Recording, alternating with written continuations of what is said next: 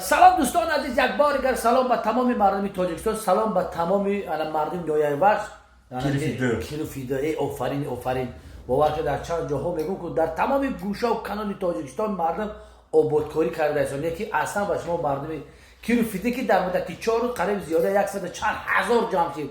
انا میای مردونگی، انا میای دلیری، انا میای کاری خرج زنده باشه، ما با شما افتخار داریم. دورا بگو پول پارتو نه مردم این نهایت تولد 92 پولو در پارتو هی مرد کارا را اجر و جور نکنه، ده را آباد کنه. ما با شما هستیم مردم ده کیلوف با پیشی ما باوری دارم 100% که در روزهای نزدیک همین پولی که برای روی اسفالت همین رو را جدا کرده ان شاءالله که بتمام میرسه، ده کیلوفیت گل شکوفا میشه. زنده باشه با پیشی از نام ما ازار سامان با ده های عربی کیلوفیت برای راه سازی زنده باشه. اکای تشریف 1000 سومون اینا اکای تشریف اینا بیو بگی ولی با خدمت میکنم خدمت میکنم اینا همون 1 سانتی متر اسفالت مایه زنده باشه.